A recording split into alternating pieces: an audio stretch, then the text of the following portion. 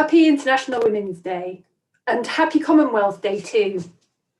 It's a happy coincidence given the Commonwealth's deep commitment to gender equality. My name is Helen Haywood, and as Deputy Chief Executive of CPA UK, I am pleased to welcome you to our Women's Parliamentary debate, Raising Voices for Change. CPA UK supports democracy across the Commonwealth from the heart of Westminster. One of our priority themes is Women in Parliament, because women's representation is crucial to a strong democracy. We do this by working with other parliaments and through the Commonwealth Women Parliamentarians network to promote women's representation, create programmes to develop skills, and support parliaments to ensure gender is considered in the legislative process. For example, through a project funded by the UK's Foreign, Commonwealth and Development Office, CPA UK is carrying out research on how effectively women are protected by legislation from all forms of violence, including online harms, and its impact on women's political participation. Through this project, we have already had hugely insightful feedback from many women legislators, and we look forward to publishing this research at the end of this month. I will shortly hand over to our hosts, Maria Miller MP and Seyi Akiwowo. Maria Miller is a Vice Chair of CPA UK and is a committed advocate for women's equal participation and rights. This event was in fact her brainchild. Last summer, she contacted a range of UK parliamentary stakeholders to share her vision for promoting women's political participation by bringing together women's voices from across the world on International Women's Day. Seyi Akiwowo is an impactful campaigner and activist. She founded and runs Glitch, a non-profit campaign to end online violence. We're very lucky to have Seyi as a co-host today. I heard her speak at an event in the House of Commons 2 years ago, and her clear and impassioned presentation was both memorable and laudable. We have 11 speakers from 10 countries speaking at today's event.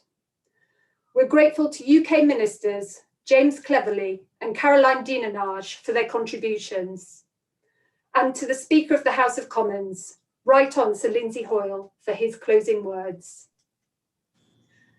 Please remember you can engage too by sharing pledges in the chat.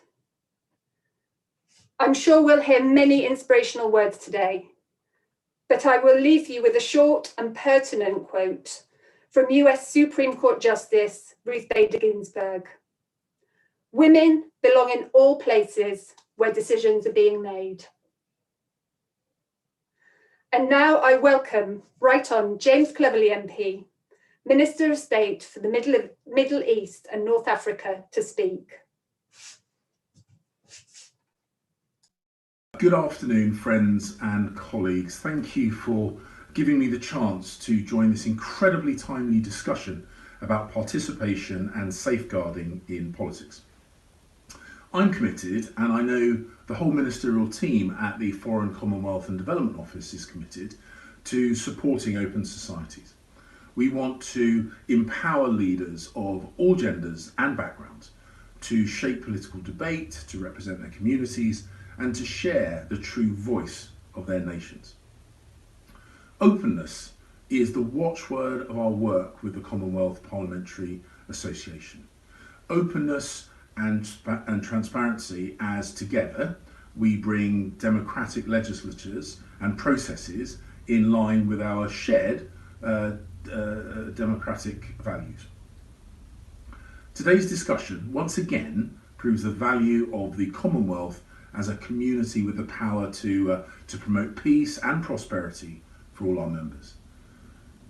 But it is an awful truth that women in public life are increasingly subject to intolerable online harassment and abuse, and that women from ethnic minorities and LGBTQ women are particularly targeted.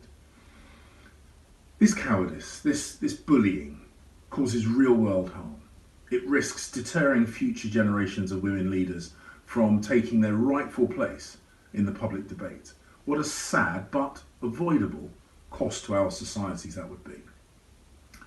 As we are proving right now, the pandemic has put online platforms at the very heart of our daily lives and at the heart of our political discourse. Now, we might have hoped that greater access should unleash greater participation, but the discrimination and harassment which colleagues are subjected to has stifled much of those gains. And it's vital that all leaders take collective responsibility to overcome the barriers to women's political empowerment, and that includes violence and the threat of violence. Now, I'm really proud that the UK is recognised as a leader in tackling violence against women and girls. Our international approaches have shown that reduction in violence, around 50%, are possible with the right focus and with the right investment. But we all know there is so much more to do. I mean, sadly, all around the world, COVID-19 has intensified the shadow pandemic of domestic abuse. Response services report increases of up to 400%. And we've also seen worsening conflict-related sexual violence. Action to prevent and to respond to gender-based violence in all its forms is needed right now. And it needs a long-term approach to stop violence before it starts. The UK will be driving that action as this year we co-lead the New Generation Equity Action Coalition on Gender-Based Violence with our partners in Kenya, Uganda, Iceland and others. Globally, we still have much further to go.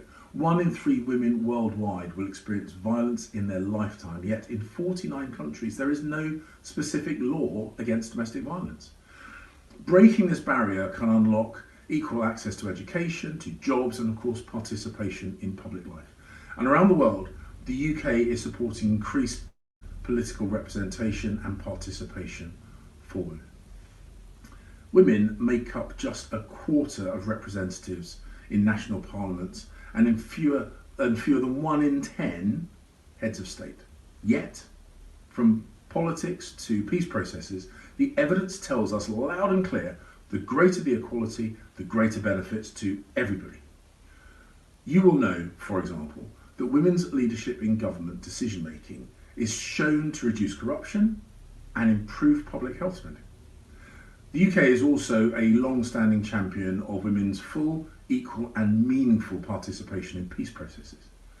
We know that increases the chance of agreements being made, being implemented and lasting. We're proud to support the women mediators across the Commonwealth network and to champion the protection framework for women peace builders. Nobody should have to risk their safety to heal their community. And this year, we will deliver an inclusive COP26, which empowers women and girls as decision makers, advocates and leaders. And we will work towards equal access to economic, social and political life and build solidarity here to support that change. I'm grateful for the chance to show my own support for colleagues. Let's forge ahead together to a fairer future for female leaders and through them for us all.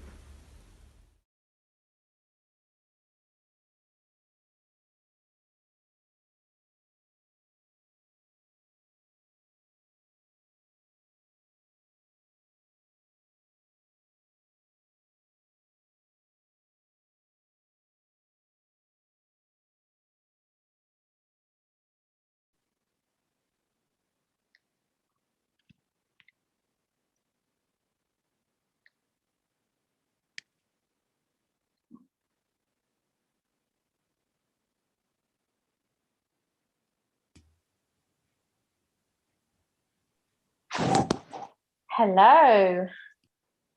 Happy International Women's Day, everybody.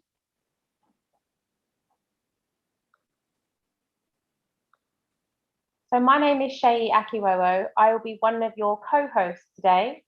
I am the CEO and founder of Glitch, and we are a charity based in the UK determined to make the online space safe.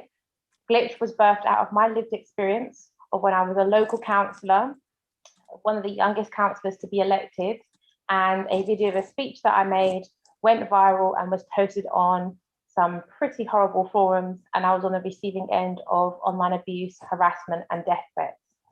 So I personally share the concerns as well as the passion to want to make sure the online space is safe for women, but also is not another barrier for women entering politics.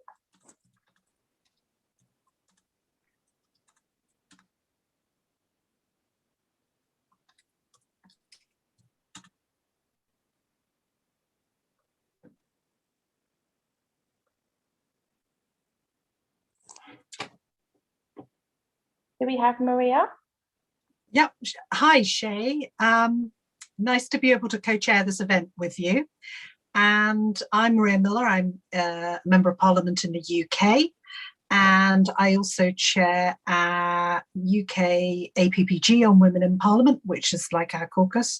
And I'd like to thank Seyi and also thank Helen Haywood and her CPA team for organising this really important debate to celebrate both Commonwealth Day and International Women's Day. And you've just heard from Minister James Cleverly, who's Minister in the Foreign Office here in the UK, that there is a deep commitment to eliminating violence and the exploitation and abuse of women and girls in all its forms in the UK and around the world. And here in the UK in the last year, the Domestic Abuse Bill has made its way through Parliament, which is a great example of working to outlaw violence against women. And I think the bill's been truly game-changing as a piece of legislation in that it creates a statutory definition for domestic abuse and recognises that abuse against women isn't limited to physical abuse. The UK's commitments are also very strong overseas too. And most recently, the UK government's made a really large donation to combat female genital mutilation across the globe. But there's much, much more to do. And that's what I'd like to think more about on International Women's Day, particularly when it comes to the significant harm faced by women and girls online. We need new laws to stop the online world being used to abuse women, new laws to stop private sexual photographs and films of victims being broadcast without their consent. In the UK, we have looked at this before through a piecemeal set of laws around upskirting and revenge pornography, which tackles some of those online crimes against women. But we all need online platforms to tackle illegal content much, much more effectively so that we can make the online world much safer for women and also, through doing that, improve the lives of women parliamentarians as well, because it's women parliamentarians who are disproportionately affected by online abuse. And here in the UK, we're determined to get more women into public life at every level of government and in every single public role to ensure that women's voices are heard in the political debate and beyond. Because a life in politics can be so much more hostile for women than men. And studies in the UK have shown that abuse against women MPs has increased twofold in comparison with that abuse received by women. And we all need to be committed to calling out to this culture of abuse against women online so that we can have a more compassionate democracy where all voices are invited to participate in public life, and that culture will encourage more women to come forward and remain in public life for longer. So my thanks again for this debate. It's an incredible opportunity to share our experiences and our commitment to change. And I hand back to you now, Seyi. Thank you so much, Maria, and thank you so much for being the brainchild behind this important event and bringing women parliamentarians around the world together to talk about important issues. So this debate is going to be particularly facilitated by myself, and I'm at home like most of you, so apologies if you hear the washing or the doorbell go. but we're going to try and make this as interactive as possible. And as we hear people share their speeches and lessons from their parliaments and from their countries, I'm really going to encourage you in the chat box to think about your pledge. What's the one thing that you've been inspired by from what you've heard, from conversations you're having in the chat? One thing you're going to pledge to take back to your parliaments, to your countries, in trying to make sure that we are addressing gender equality. So we've heard from Maria Miller MP from the UK. It's now an honour for me to welcome the second speaker to the debate, and we have the Honourable Fatuma Mata Enja from Gambia joining us. You have a few moments to speak. I'm going to do my very best to give you a one minute countdown warning so we can keep the time and make sure we're hearing from amazing women all over the world. Thank you very much, Seyi, and good afternoon and happy International Women's Day to all the women out there and to the men that support us, walk along us, and also happy Commonwealth Day to everybody. It is a pleasure talking about women issues because I have a passion. As a National Assembly member of the Gambia, only 3 out of 53 elected MPs, I think it's really difficult for us to come up with laws that are gender friendly, because of course, if you have the majority that do not feel what we feel, they would always go for what they think is right, and at times what they think is right is not what is right. But first of all, talking about the issue at hand, I will first of all talk about the information and misinformation, because what scares women most of all is the stigma attached to being a woman politician. You have to act like a man, you have to be bold, you have to be strong, and in that case, you have to encounter a lot of things that you wouldn't have encountered being a calm, a normal, I would say, I call it a normal female role. Being a politician is abnormal in my side of the world, because obviously it is termed as a male dominant. Gambia is a small country in West Africa, and we are patriarchal in nature. It is the male child that is given preference. So that is one obstacle that we face as female leaders in this country. Last week, unfortunately, I had my Congress and I was cheated out of something that I was going to win, because obviously it's male dominated and they thought that I would be timid to stand for my rights. Unfortunately, I wasn't that type of person to just be taken for granted.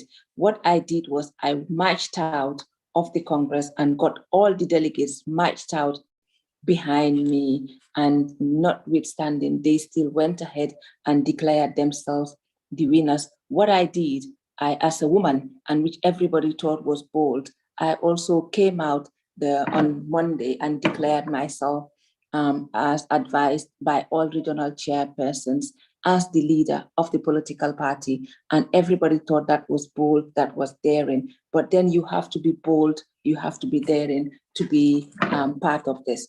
And when we talk about how we work together, especially to challenge the harms that we face, it is not only online, because in my country, about 20%, I would say, are online. The majority of the population are not literate. So what they hear on the radio is basically what they understand and is basically what they believe. But then again, we are trying to control misinformation and what we call mere propaganda. In my country, being a third world country, if they hear a negative thing about a woman, it will be taken out of proportion. I can say something and a man would say the same thing, but how they will take mine would be quite different. And that is what we are out and about to change. That is what we need to change, because we are also human. We are mothers, we are sisters, and we have passion. We have emotions like everybody else. And what the government needs to do is to have laws that would protect our rights, laws that would control the environment, laws that would control even our working environment. Because as a father, compared to me as a mother, I wouldn't want to leave my child unattended at home.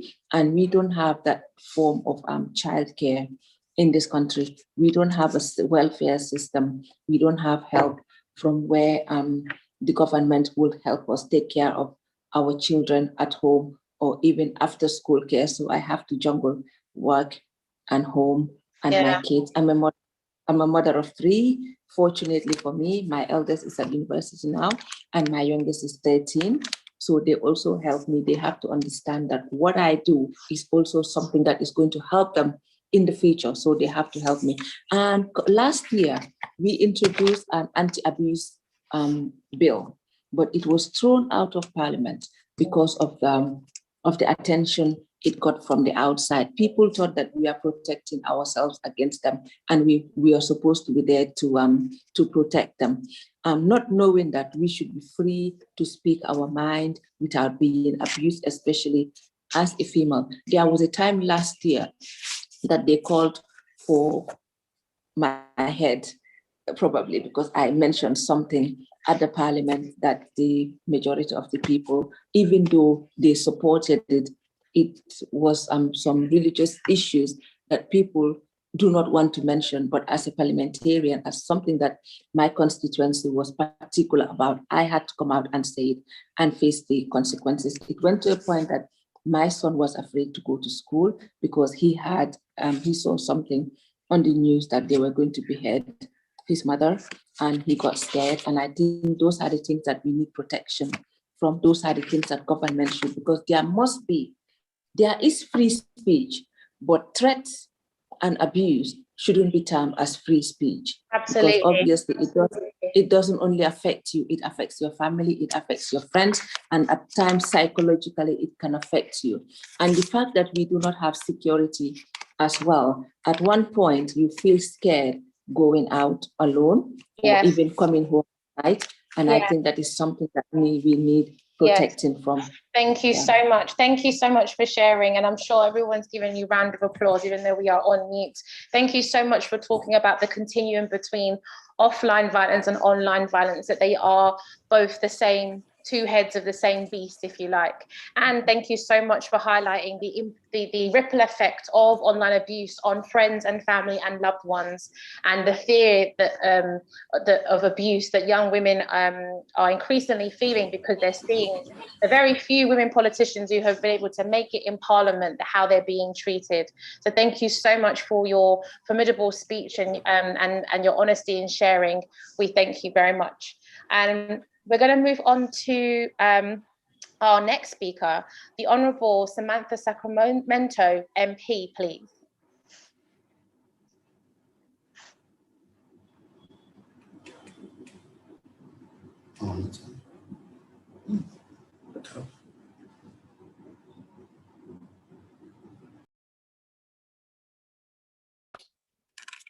Hello.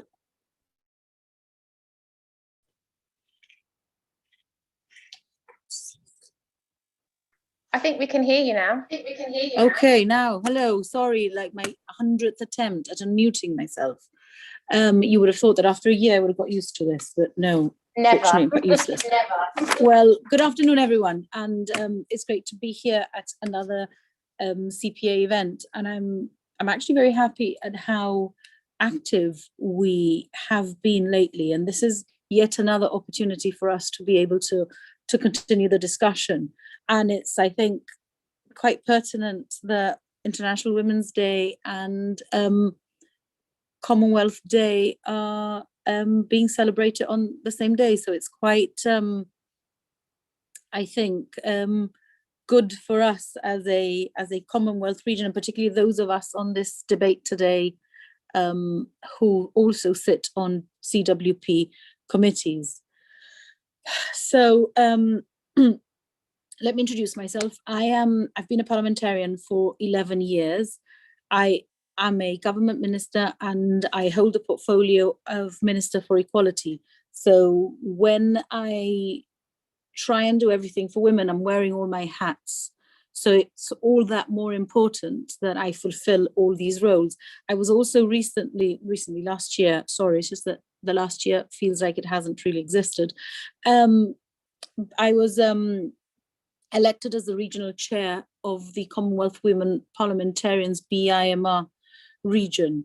So I'd like to, very, very much through the steering committee and with the help and support of the steering committee. And I see that Maria Miller, who's part of the committee, is hosting this today. And of course, Helen from the Secretariat is absolutely indispensable in organising these things. And I'd really like to be very active as within our region on the progress of women in Parliament. We are, as we know, completely challenged in terms of our representation in Parliament. Wherever we look, as women, will be underrepresented. In Gibraltar, in terms of percentage, it's very low.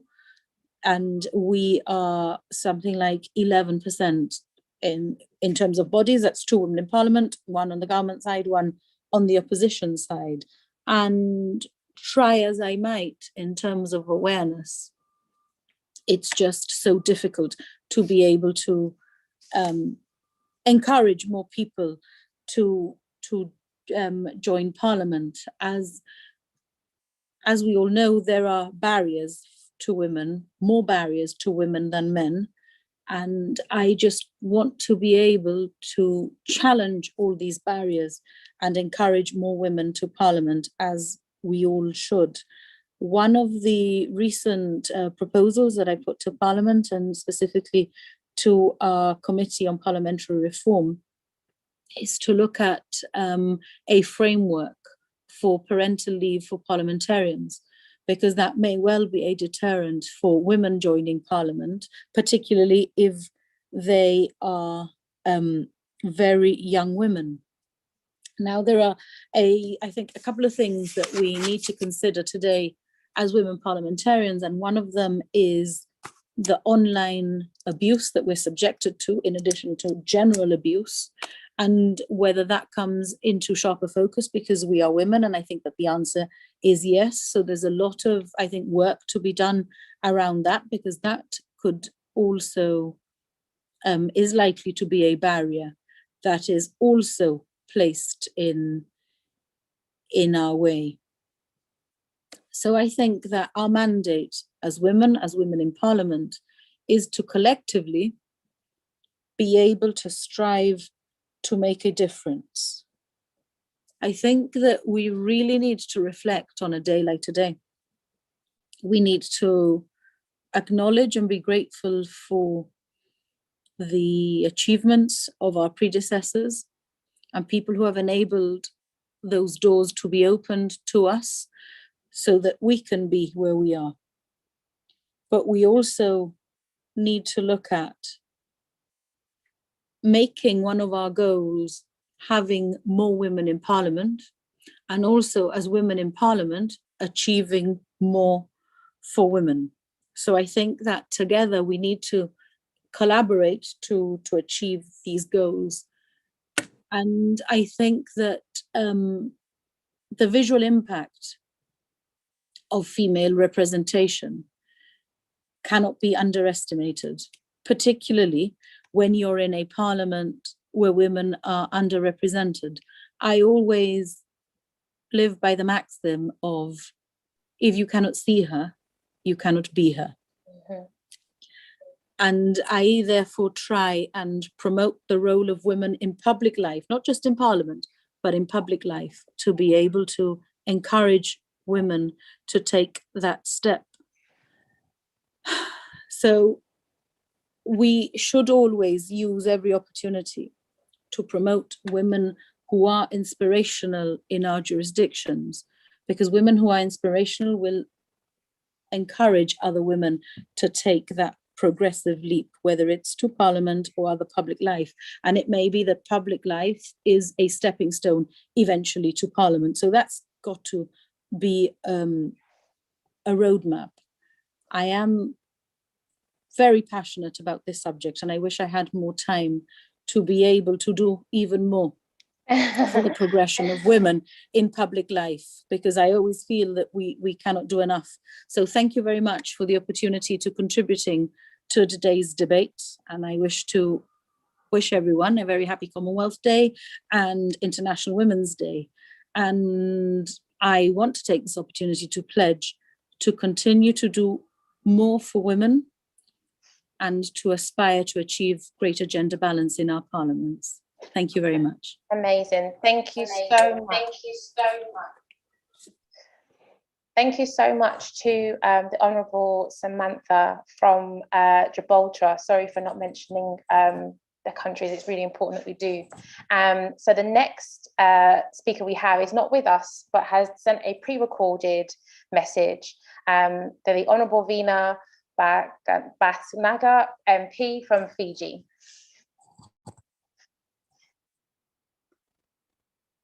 Nisambulavinaka and greetings from Fiji. A very happy International Women's Day to all. It is indeed a great pleasure and honor to join you today, and I thank the CPA UK for extending an invitation to me as the chairperson of the Commonwealth Women's Parliamentarians Fiji Group to share on Fiji's gender-sensitive legislation progress towards tackling gender-based violence. As we all know, gender-based violence or violence against women and girls is a global pandemic that affects 1 in 3 women in their lifetime. The statistics are alarming and disheartening indeed. The prevalence of gender-based violence in the Pacific is much higher than the global average of 35%, with Fiji recording one of the highest rates of violence against women and girls globally.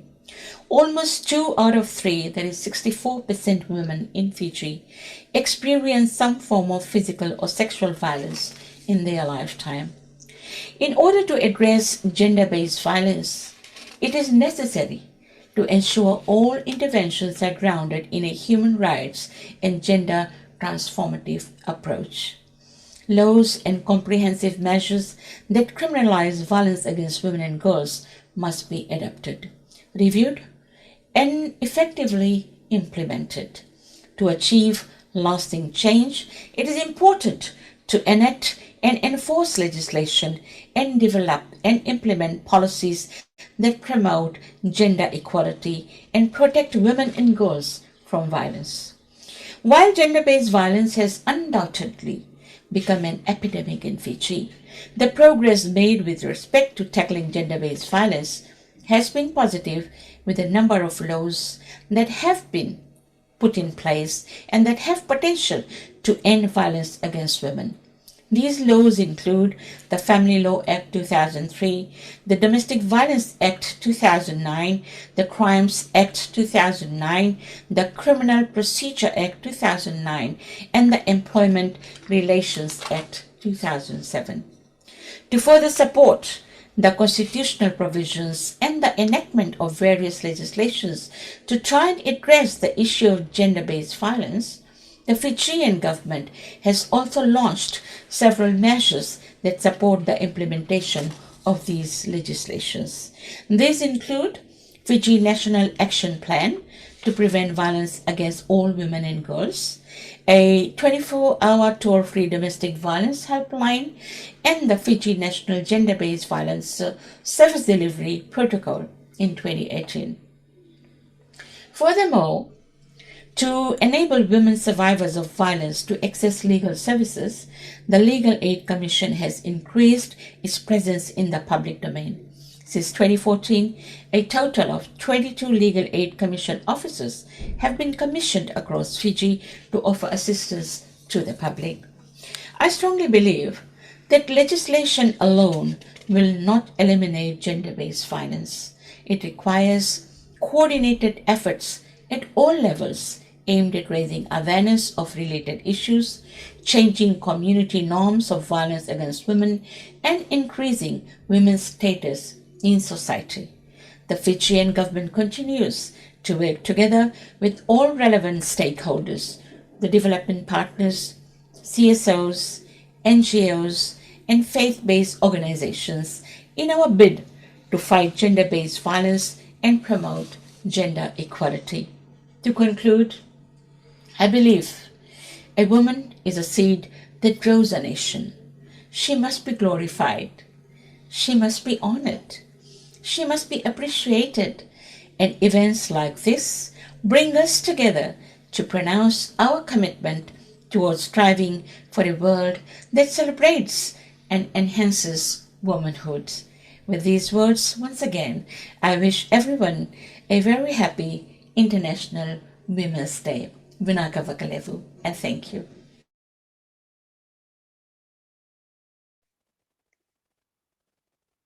Wow, thank you so much. Great ideas there, great pioneering helplines and services and support and networks there. Lots to kind of be inspired by to help us think through our pledges. Maria, has any pledges spoken out to you? Anyone that's caught your eye? Well, I think, Seyi, what Samantha from Gibraltar said was really important, which is, you know, as female parliamentarians, we've got a real role to bring in more women into Parliament and to make sure that our parliaments are places that women want to be. So I think that really spoke to me. But goodness, hearing the challenges that our colleague in Ghana has faced with regards to that dreadful threat against her and the impact it had on her family. We also need to make sure that our laws are strong so that that sort of abuse doesn't deter women from coming forward. It looks like there are two themes of pledges emerging. The ones dealing with the barriers and dealing with the kind of demystifying what's going on, and the ones to kind of inspire and help women be visible in all forms of public life. And then I was mentioned by Samantha from Gibraltar, other forms of public life may eventually inspire somebody to get into more formal politics. So it's really important that we keep those doors and opportunities open. Yes, and make sure that the challenges and the barriers, whilst they're highlighted and addressed, don't deter people from putting themselves forward.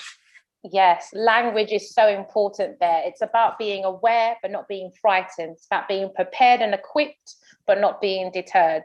And I think knowing as well that there are so many other women, sadly, facing the same experience helps you really understand that it's not personal. It's part of a structure and a bigger thing that needs collective conversations and dialogue like today, and that means that we're chipping away at what that is, and I think that's really, really important.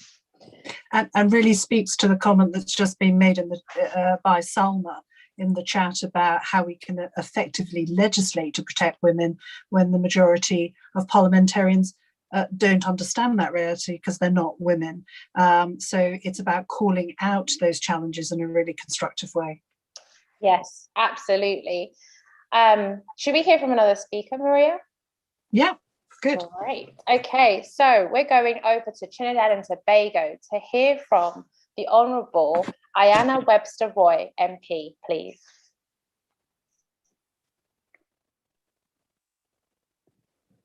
Greetings, good morning from the Trinidad Republic of Trinidad and Tobago. Happy International Women's Day.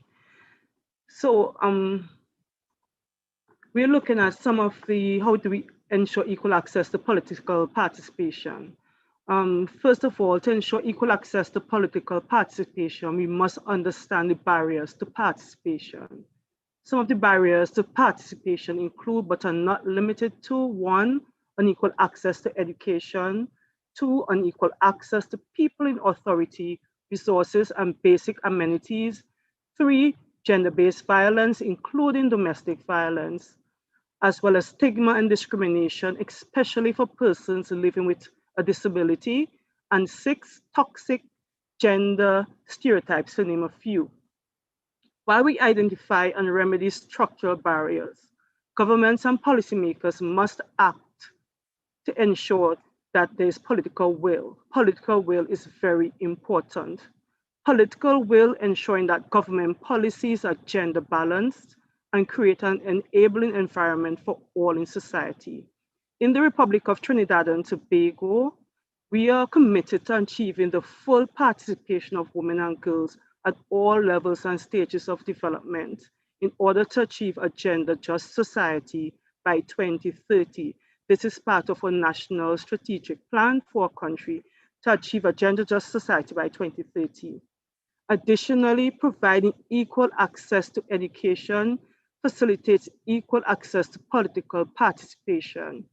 In a body of work done by Verba, Schultzman, and Brady in 1995, they explained that, and I want to quote them, education enhances participation more or less directly by developing skills that are relevant to politics, the ability to speak and write, the knowledge of how to cope.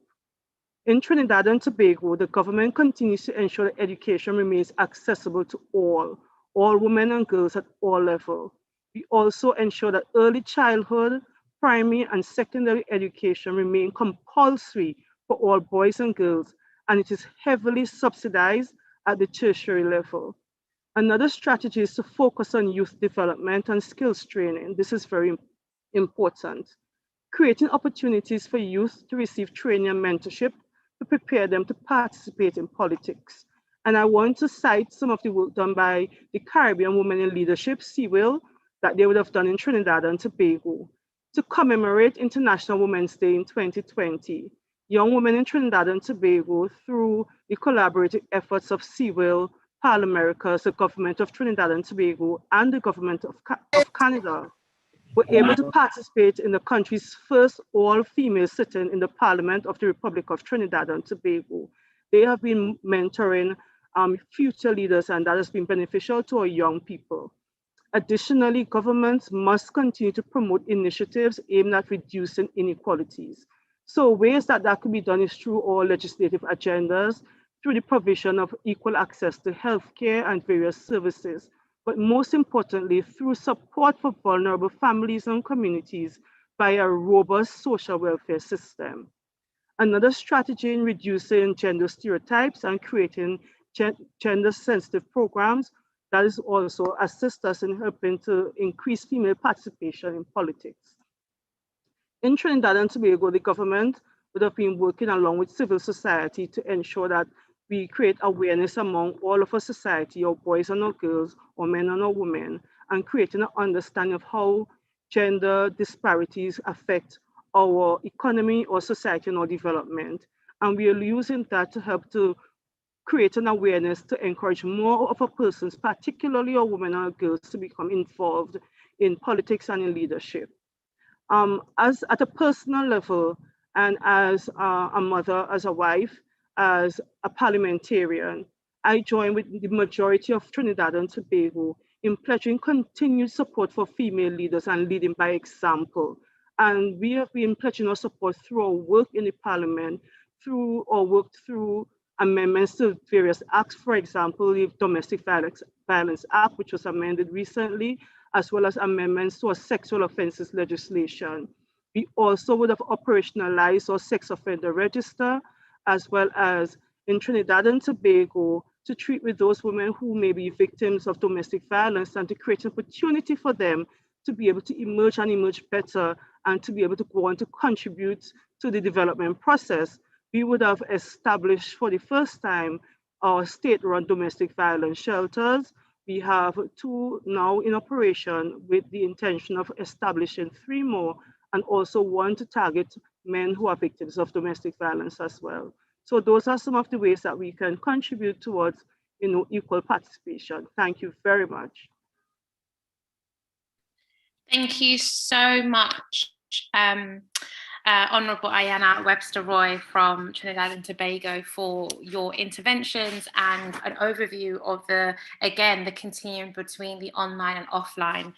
One key thing that I think you mentioned that was super important to emphasise was those with multiple intersecting identities, women who have disabilities, women who are from an ethnic minority religious group, or whatever it may be. I think it's really important that is being highlighted, because those are the women that are face further barriers to entering public life. So, next up, Veronica Seyi. Sorry, so next up we are going to Sierra Leone. Parliament Sierra Leone, we're going to speak with Honourable Veronica Kadi-Sisay. Thank you very much. Yeah. Thank you so much for your audience. And first of all, before I start, I want to congratulate all of us, all the women in this country. I'm just from one of the meetings from SLAG and WIMSAD in Sierra Leone.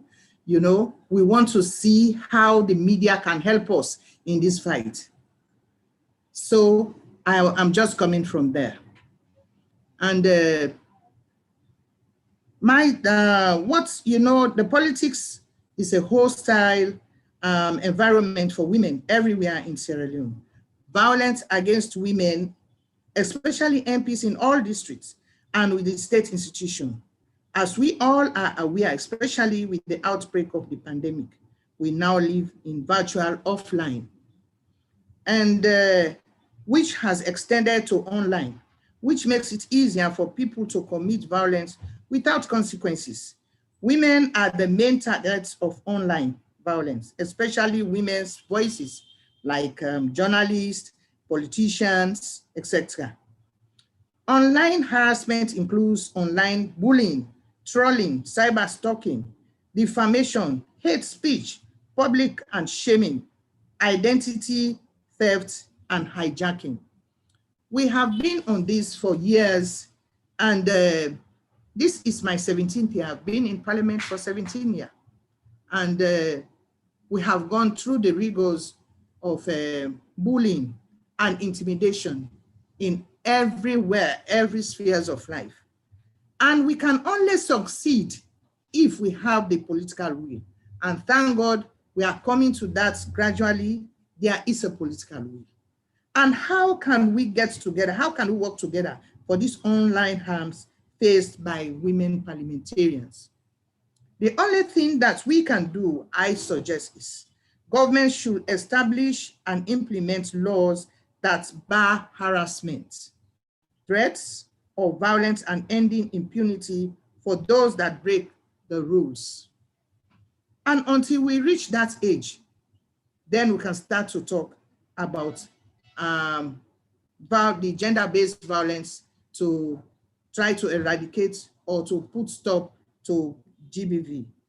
The social media companies can take a long way in contributing to ensure that women can engage in online political debates on equal terms, free from harassment and hates, improve diversity, and use technology innovation to curb bias and harassment. And also the social media companies itself have a role to play in recognizing and blocking messages coming from fake news. News organizations also have a role to play in not amplifying the message for giving the credibility by refusing to replay the tweets or posts. Rules for conduct political parties, campaigns, and in the workplaces, including parliaments and other government bodies, should be established, requiring dismissal for those that are found to engage in harassment, threats of violence. Well, with this, we have to make sure we call the government, or we hold the government responsible, you know, for some of these threats, because it is not easy, especially the cybercrime. They use these threats, they use this intimidation through media, so that you get scared to even participate in some of these positions. So you stop to participate. So these are the things that we want to stop, or to put stop on. So with that, like my government, or our party, we have we have like 58 members in parliament, and the entire parliament is a male-dominated parliament. with 146, and only 18 of us are female, and it's just 12%. So these are the things that we are fighting for. And today we have heard from His Excellency our package, a very, very happy package that we got from His Excellency today for our International Women's Day. He talked about the affirmative action. At least 30% of female representation should be in all spheres. And now we are trying to legislate this law. Until we legislate it, then they can be bound on the government. And we hold each institution responsible for not giving the required figure or number of female representation in all spheres, in all walks of life.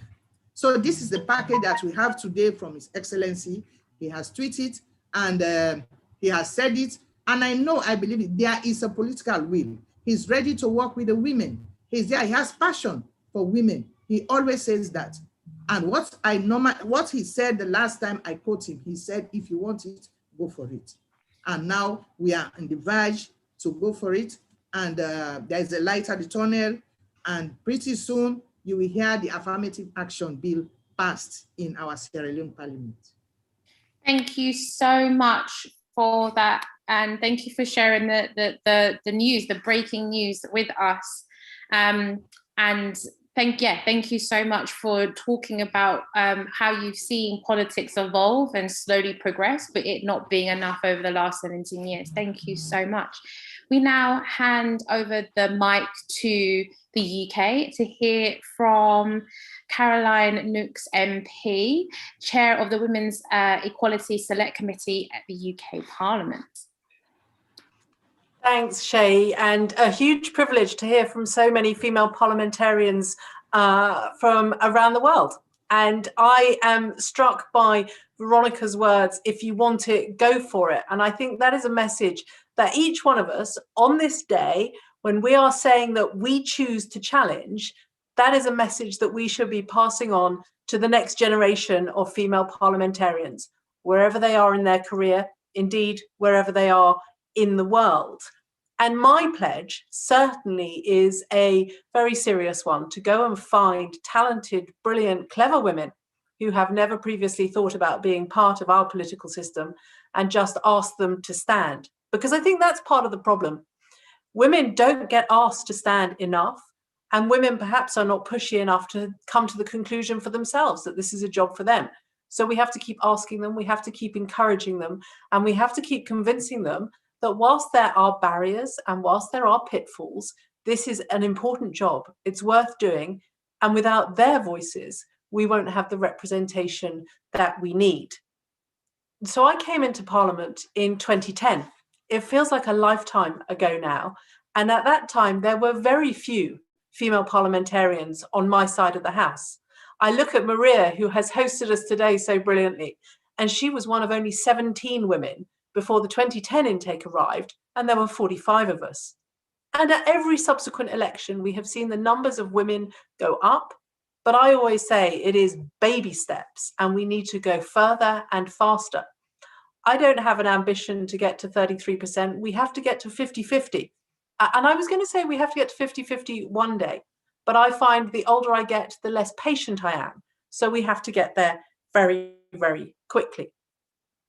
Veronica talked about technology and the challenge that that throws all of us parliamentarians, male, female, from whatever our ethnic background, whether we have a disability or not, whether we are young or old. And social media can be such a deterrent to good people who would otherwise think of this as a career. And we have to not let it. We have to raise that bar. We have to work through legislation and make sure that we put in place protections so that people who want to come forward and take part don't feel deterred. We also, I think, as parliamentarians globally, have to speak up for our democracies. We have to champion what is good and strong about democratic government, and we have to make sure that the whole world understands. I think that we have allowed politics to become too divisive. And I always say in the British Parliament, perhaps a little bit arrogantly, the mother of all parliaments, we achieve a great deal more by working together. There was a brilliant woman here, Jo Cox, who said in her maiden speech, "We have more in common than that which divides us." And that is true. Whatever your political persuasion, whatever nationality, whatever country in the world, we can achieve more by pulling together, which is why things like International Women's Day are so important, that we celebrate. We look at how far we've come, but we also challenge ourselves to know that we have to go a great deal further. So what are the barriers to female participation? In fact, what are the barriers to anyone's participation? And I always argue that it is financial. It is expensive and difficult to stand. I know that. I took 8 years campaigning to win my seat before I was elected to Parliament. I know what a toll that had, both on my personal finances, but also on my career opportunities outside of politics. They are practical. And I'm very conscious as a mother, it is harder.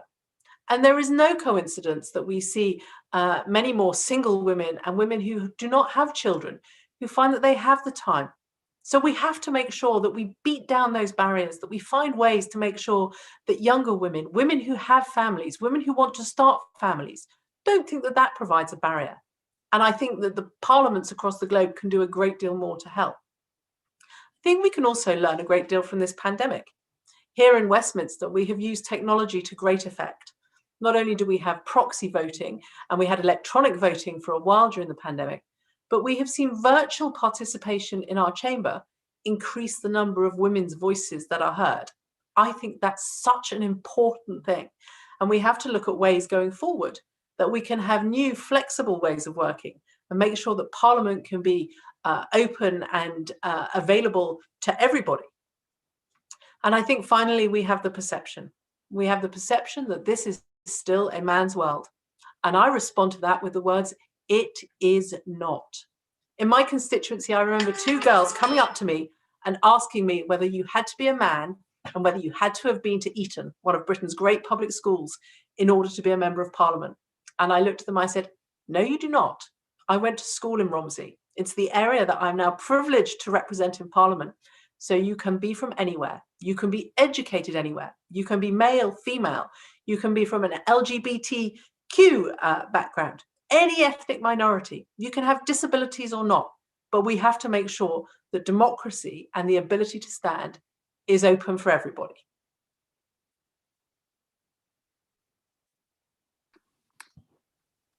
Thank you so much for that last, I want to call it like oomph right at the end, that last rah at the end. It is not a man's world. And we have to challenge the perceptions and misperceptions everywhere. Thank you so much. We now have a video, but before we go to the video, this is a reminder that Maria and I are looking at the chats to see your pledges coming in. And we want to spotlight some of the really great ones too. So please make sure you get them in during this next speaker. So we have a pre-recorded message from a speaker in the House of Assembly of the Republic of Kiribati, and her name is Tanga Eki Reti, the Speaker of the House. My dear honorable fellow colleagues, ladies and gentlemen, Kannabenini Maori, and greetings to you all. I am gratified to be able to share this platform and express few key points on today's topic of discussion, which is designed to help raise our voice for that change we desire and continue to envision for our women today and in the days to come. I would begin by sharing one of our first act design at addressing the issue of violence against women in Kiribati. The Roundamenga Bill, or the known as the Family Peace Act, was first enacted in 2014. It is an integrated and standalone law aimed at protecting victims of the domestic violence. It is also the key to the rollout of implementation of 4 plans targeted at alleviating the issue of gender-based violence. In 2017, an implementation plan for the Act was developed and completed. Since its launch, it has achieved a more secure and encompassing approach to address GBV issues. The Family Peace Act is a key legislative milestone that outlines and allows the implementation of all plans related to tackling gender-based violence. Since its implementation, it has successfully strengthened a safe net to further support victims of sexual and gender-based violence. It has increased training and awareness programs, counseling, data collection and analysis on gender-based violence, and it has also allowed the judiciary and courts to recognize the need to expedite and prioritize hearing of domestic violence cases. Other key achievements include the development of various tools and policies to tackle domestic violence cases, such as clear standard operating procedures, domestic violence counseling framework, counseling tools, and the judiciary has also been supported to improve the witness and survivor court hearing system, to enable a distant hearing facility to ensure security and safety, as well as avoid direct encounters of the survivor and witness with perpetrators. Thus far, these achievements have been notable, and progress on tackling gender-based violence is visibly continuing. Although there are a lot of work that needs to be done, I am pleased to learn that more women nowadays feel much safer knowing they have some level of protection and support from what used to be an overly neglected issue. I believe with time and support from our partners, our government, our legislature will help eliminate domestic violence against women. I also believe the Kiribati Parliament can play a significant role and part to assist in addressing the issue by urging ministry responsible to report on its progress to Parliament meetings, as this is one of the requirements stipulated in the Family Peace Act. When the Randamanga Family Peace Act was enacted in 2014, I gathered that there was no single report that had been tabled in previous parliaments. And knowing that this exercise is crucial for Parliament to scrutinize the work of the executive, I have indicated my intention to urge ministry concerned to report their progress to Parliament this year. To this end, I believe government would constantly develop and improve its measures in eliminating domestic violence against women in the near future. With these few words, I thank the Commonwealth Parliament Association for allowing us the time to express and voice our support for our women on this International Women's Day. Happy International Women's Day to every one of us. And the Maori, the Roi, the Taboma, be upon us all. Kamnaba.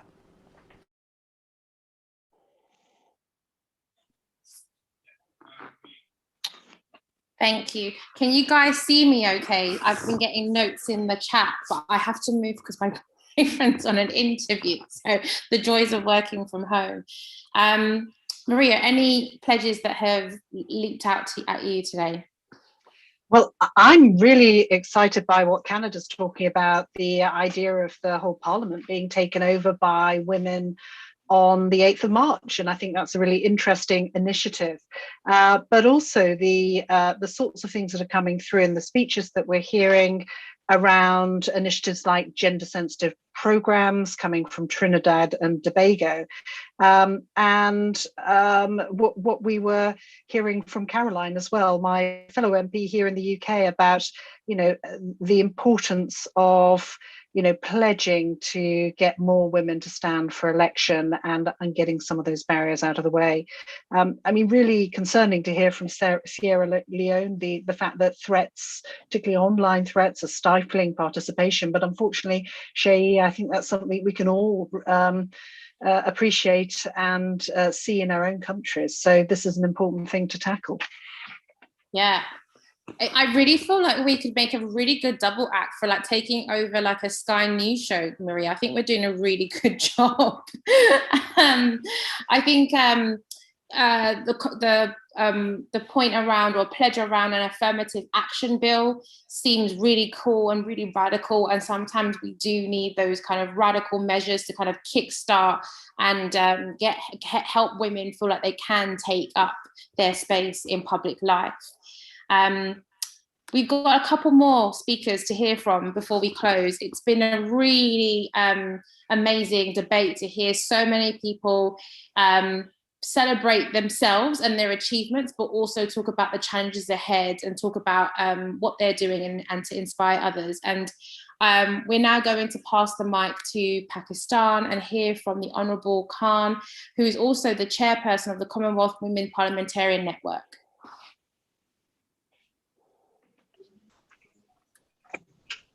Good morning, good afternoon, good evening to all our colleagues. Honourable MP Miller, it's a pleasure to see you again. We met last year, January 2020, right before the lockdown in England. We met again once during discussion. Good evening also to all the other parliamentarians here. It's an honour and a pleasure to be here. I just finished attending the Commonwealth Secretariat's discussion on the COVID and building back better after the pandemic. And perhaps for us at the Commonwealth Secretariat, as well as the committee of the Commonwealth, the CC, the coordinating committee, as well as the CWP, the hardest thing for us has been to ensure that we continue to deliver during this time. And I usually make a point of it right at the start because I'm going to forget after. I must thank the entire team at the Commonwealth Women Parliamentarians Association and Network in London, who have done a tremendous job during this time. I made it a point to listen to all my colleagues, and I would like to discuss things that were not discussed earlier. It's always lovely to be in such an event, but I would request CPA UK, John Davies, all our other colleagues that once we've had this discussion today, whatever points come out of it, whatever report comes out of this, there should be some action-oriented plan. As it is at the CWP, where we've got our 3-year strategic plan in place. We've had discussions with the committee. We're sending it to the rest of the network. But I think in order to collaborate, the CPA UK would be an additional benefit because there's many things that CPA UK has done, to do, which we may not be doing as well or at all at the CWP. So what are the 3 things that we were supposed to talk about today? One was about online challenges and online harm to women. The other was equal access to equal participation. And the third one was the rise in GBV during the pandemic. And taking it in reverse order, Pakistan, at least, we started working on empirical data gathered, because we know that globally, there's a 300% rise in GBV against women and children, but we didn't have that empirical data for Pakistan, which is attributed largely to the lockdown, unemployment, and poverty. In fact, one of the biggest fears is the backslide on some of the work already achieved on the SDGs, a Sustainable Development Goals agenda. So for violence, we realized violence is an act, and there is no amount of legislation which is going to stop that. We have in Pakistan centers, shelters for women, but they choose not to go there. So if you have that situation that there's an increase in violence, women choose not to avail government help, then what is that we can do? And what we have to do is change the mindset regarding gender-based violence, where gender-based violence is seen as an essential element of keeping families together, sustaining gender-based violence. I think that perception has to change. Secondly, and towards that end, the Commonwealth, what we're looking forward to is resource allocation by governments to that regard calamity that either befalls nations or nation in particular, or one member of the Commonwealth, we have to be prepared beforehand. And this, though unwelcome in all aspects, the only positive thing that I can see in it that's given us challenges needs redressal. The deep question of how can we ensure equal access to political participation, I mentioned the niggle from certain countries, where they initially, through legislation, mandated respect for equality. I know that's an anomaly, but it is what it is. In Pakistan, we have a very small amount of women that are related by our Election Act and by the Constitution that elected directly. Proportional representation is fine, and it must continue till we have equality in our countries, and regardless of the background of the country, developed, Eastern, Western. What we need to do is to ensure that all our parliaments have some sort of directive, legislative or otherwise, that all political parties must give seats, not based on electability of the candidate, but on the population. Same for the budgets, same for the free trade agreements, free for allocation of health resources. If we can do that, I think it's going to automatically give a boost, because I've seen countries that have done that. So we may not be able to eradicate opportunities for inequality. What we're doing is we're creating the opportunity and creating a gap, a positive gap, which will have to be filled by our parliaments. Finally, it's important is challenge online harms faced for allocation of health resources. Not out of any sense victimhood, but more out of sisterhood. I was in a TV show nearly 6 months ago, and the topic was incest and rape of minors, of young women, of young boys by families. And well, a certain strata of society was happy with my responses. They came up with successful stories, but a lot of abuse online, on Twitter, on Facebook, from, interestingly, not my own political party, but those in the opposition. They saw that as a chance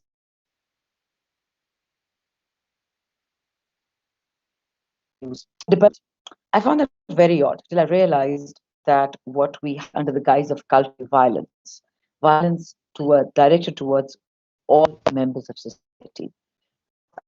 Since we're talking about online abuse, I wasn't able to protect myself because there's a huge amount of tweets and I did have the opportunity to meet with Facebook representatives that cover the region. They're based in Singapore. And I did request them that you need online or Twitter response mechanism. I found it very odd till I realized all members of society, tweets and Facebook messages before. And I did request them that you need to have very targeted response mechanisms, very quick. Abusive language is picked up.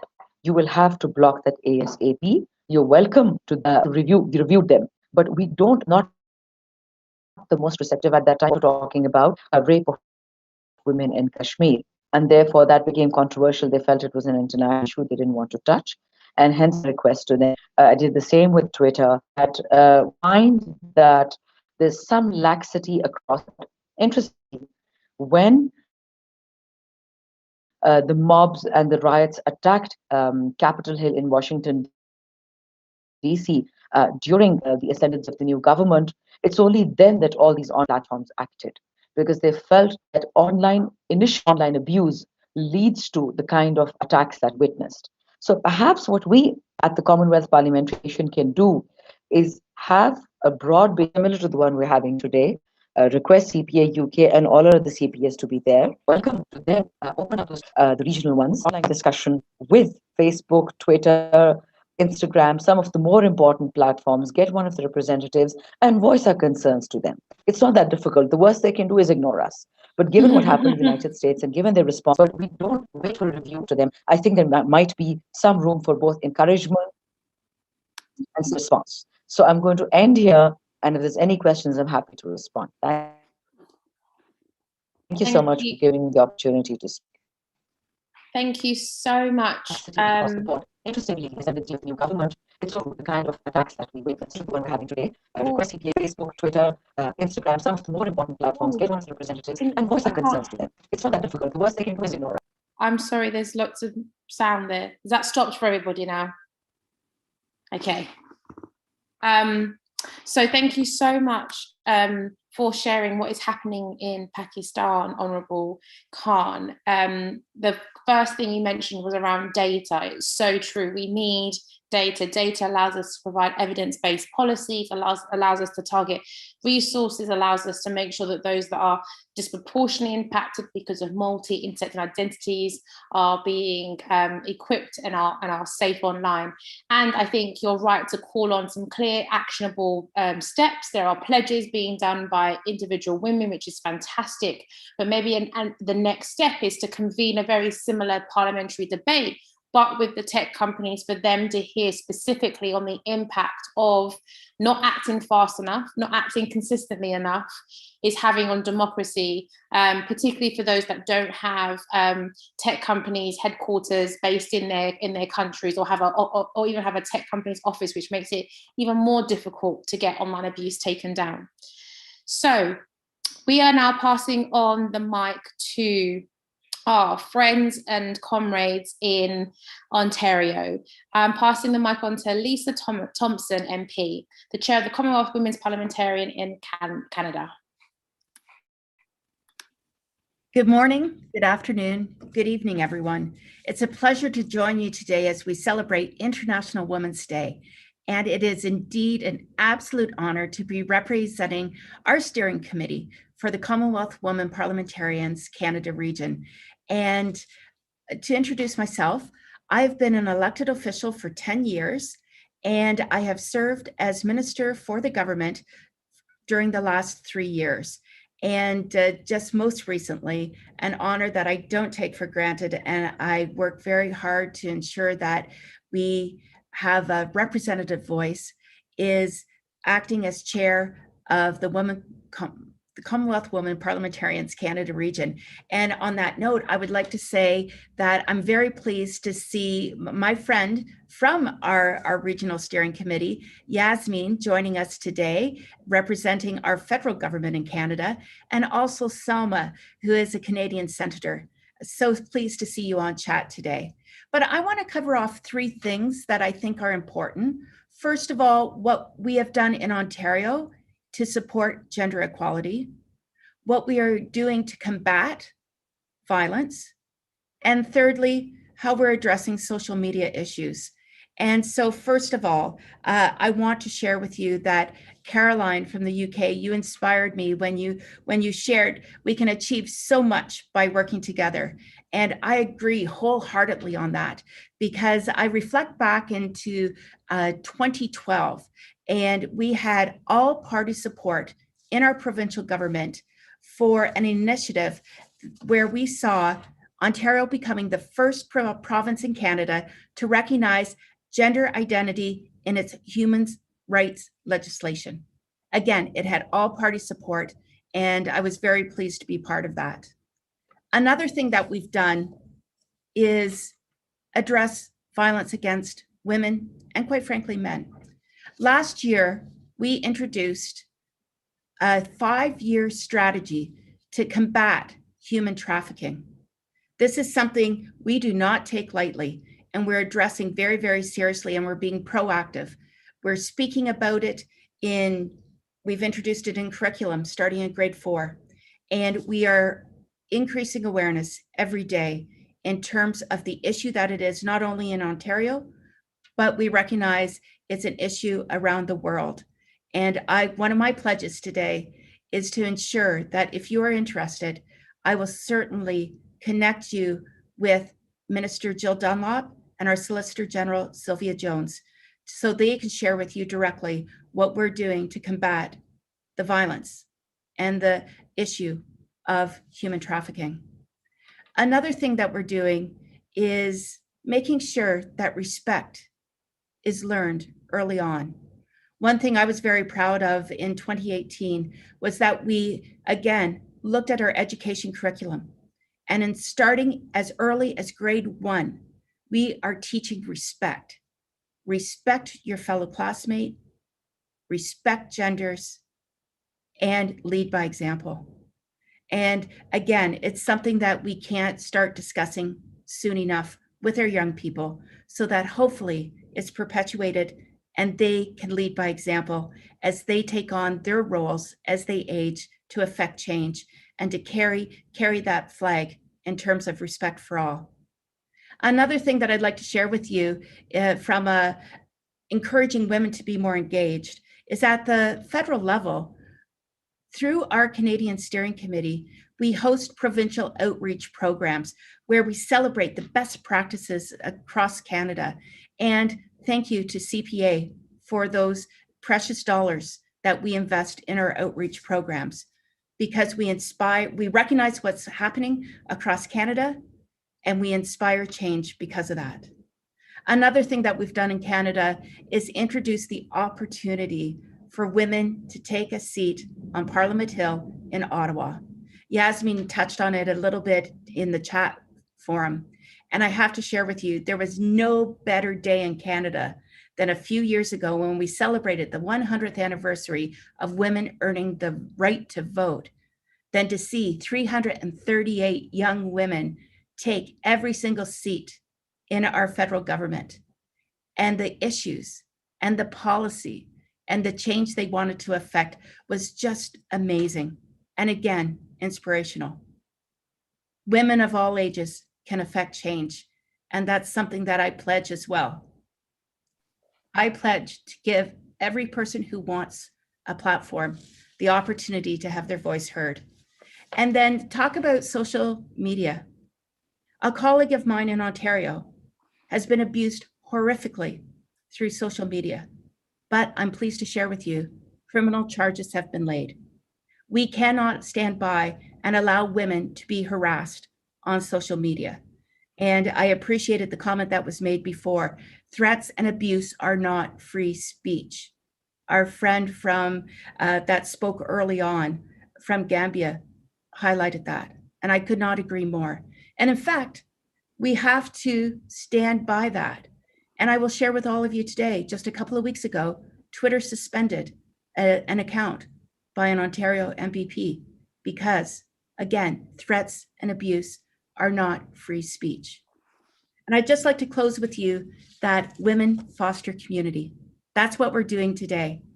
And I close by sharing something. I'm sure you've all heard of the saying that when the tough gets going, or when the times get tough, when the tough get going. Well, I would like to suggest to you that when times get tough, when the going gets tough, women make a difference because they stand up and first of all, they check in on your wellness.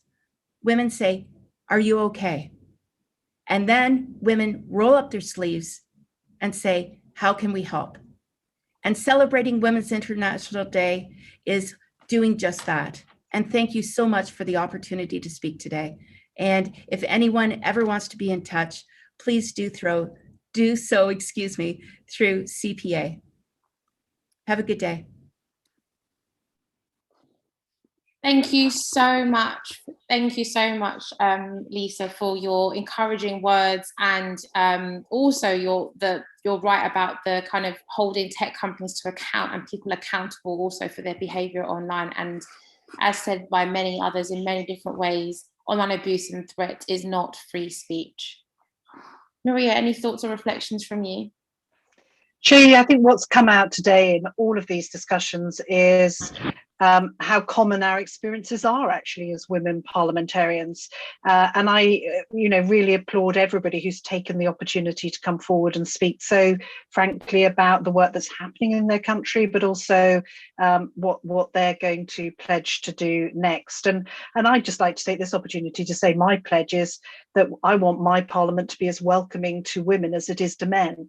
And I think parliaments still have a long way to go on that. And I'll be certainly working with Caroline, who you heard from earlier, on gender sensitive parliaments so that we can make the UK Parliament really work hard in that way, and hopefully work with other colleagues across the Commonwealth on making sure that we have a gender sensitive Parliament approach everywhere.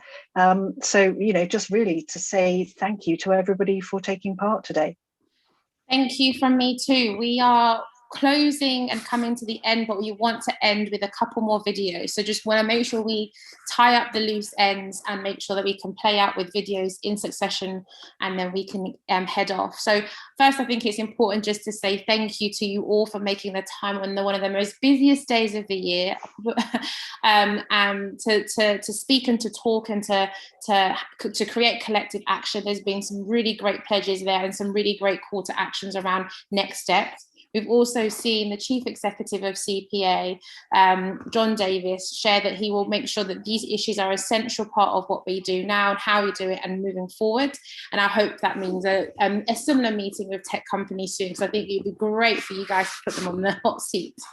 And finally, that just leads me to say that at Glitch, we offer workshops and resources for women in politics. We've just done one this lunchtime for women here in the UK who are interested in standing in the local elections we've got in May.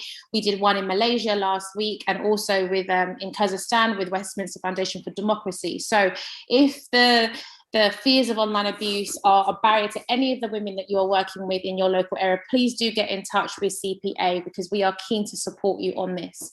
And that leads me to with our final videos. Maria, unless you've got any other final thoughts. Well, just to say thank you to you, Seyi, for spending your time being with us today, because it's fantastic to have that outside perspective and reassuring that organisations like the one you're part of are so actively involved in this. So thank you. Thank you very much. Okay, I'm handing over to Franco with our last couple of videos. Happy International Women's Day. Kia ora koutou katoa. Happy International Women's Day. My name is Anahila Kanonga Ta'asuisuiki. I'm a Member of Parliament in New Zealand, and for the last 3 years I have had the privilege and honour to chair Commonwealth Women Parliamentarian of the South Pacific region. In the last 3 years we've had programs where we came together as a group of women to talk about our different countries' journey in legislation making.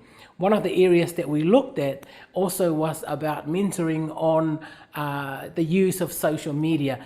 As we know, we are in unprecedented time, not only because of COVID-19, but because of cyberspace is a different world, and it's often an unknown world. It's a one-way world where the person on the other side is unknown.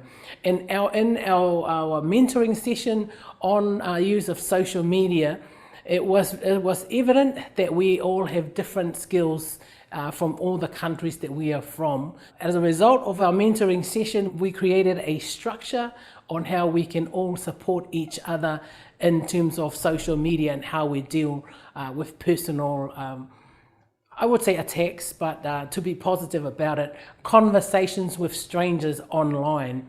So we have come up with areas where we can support each other in the training of use of social media, and not only on how to use social media, but where we could influence decision making of parliaments to provide those for each of our parliaments.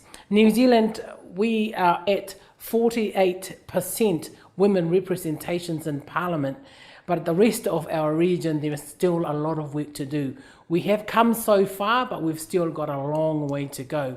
One of the things that's working well was bringing in the temporary special measures. Samoa was the first country in the South Pacific to bring that in, and when it first came in, other countries, women in particular, said that that may not be an avenue that they will take.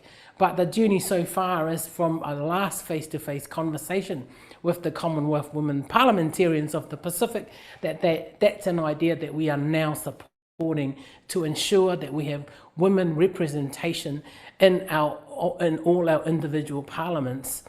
I think my challenge to all of us who are currently parliamentarians really is, how do we keep the momentum? I've said before, we've come so far, but we've still got so far to go.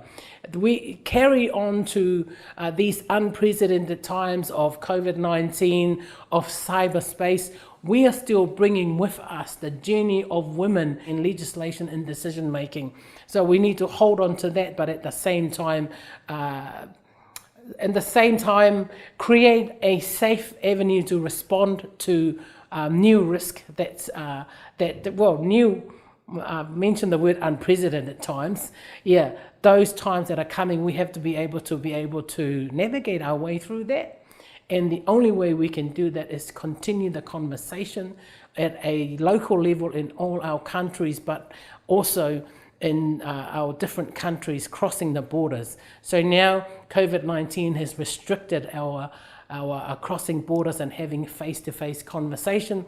And we're challenged on how we can now do that online and make that a much more valuable time with each other, yet it's not the same as physically seeing each other. I'd like to conclude with a challenge, or in the indigenous language of New Zealand, it's called a wero. The challenge is around the momentum. How do we, in these unprecedented times where we can't meet face to face, how do we keep the momentum on supporting each other as local women in the region? How do we cross borders in the cyberspace? I know as a Tongan who lives in New Zealand, where the Indigenous people like the physical face-to-face conversation, that the essence of or the spirit of the meeting is somehow lost in cyberspace. So that's the challenge for us, is how do we keep the momentum on continually supporting the current women and the women of the future, which is our young women leaders. And on that note, I'd just like to extend to everybody a safe International Women's Day. We acknowledge all the lives that have been lost because of COVID-19, and hopefully the vaccines will be distributed around the world. And for those who have lost loved ones because of the pandemic, I want to acknowledge your loss, and at the same time we look forward to the vaccine. And those who are working in the front line, our thoughts are with you. Ka kite anō, and that's New Zealand for I'll see you later.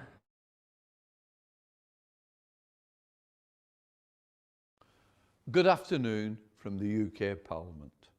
It is my pleasure to speak to you today to conclude the CPA UK Women's Parliamentary Debate on raising voices for change.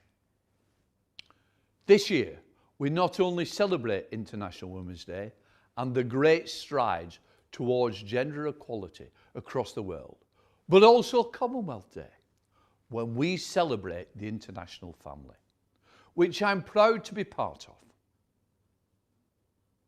The union of these two celebrations provides the perfect opportunity to celebrate the women of the Commonwealth.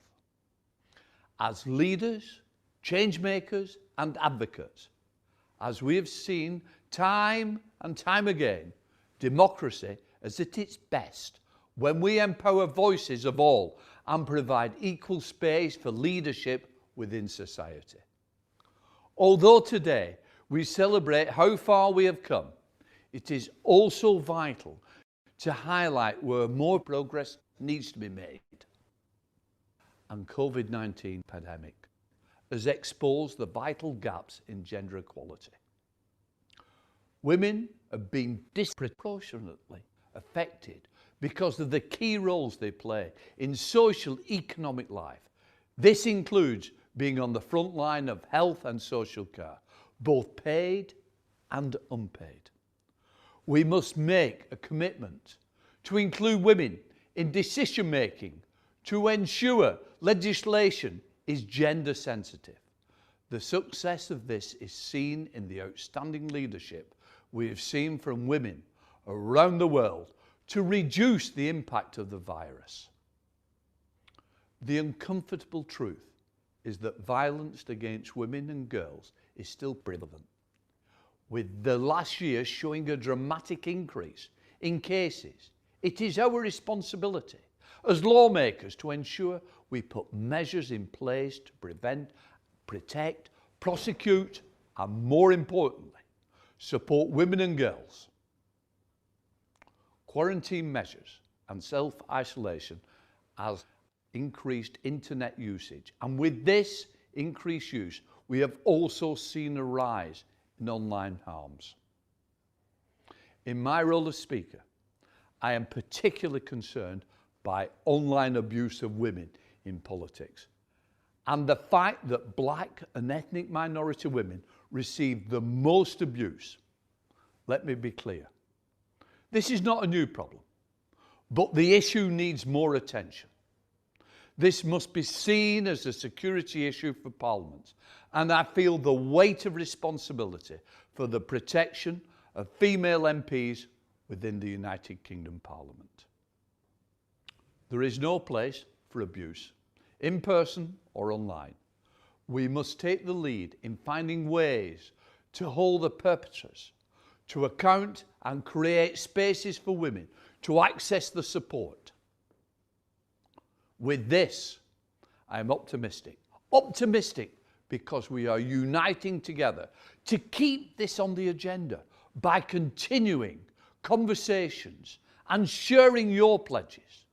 It is clear there is a commitment to raise further awareness and to strengthen legislation on gender-based violence, including to address the online harms. It is why networks such as the CPA are vital in such forums. We can share learning and inspired by others and find solutions. Together, we can strengthen democracy and celebrate diversity. Let us continue the work towards gender equality. Let us be an example of international cooperation, working together to achieve the sustainable change.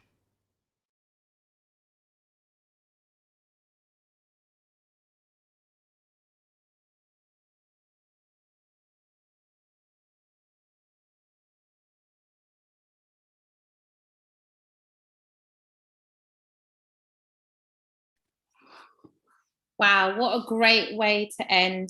Thank you so much, everybody, for attending and for participating, and extending also my gratitude for those who sent in great videos and presentations as well. It really felt that we were all connected on International Women's Day. And thank you so much, Seyi, for all of your support, and what a great event. Maria, I hope you're proud when you birthed this brainchild last year. I know probably you didn't imagine it happening in a pandemic. Absolutely. But I hope you're super pleased of how it came about, and thank you very much for being the brainchild behind this. And most importantly of all, that we can take forward the ideas that have come out today, and particularly by having our chair of the Commonwealth Women Parliamentarians, Shandana from Pakistan, on this debate, so that we can take forward together some of the ideas and actions that have come out. So thank you again.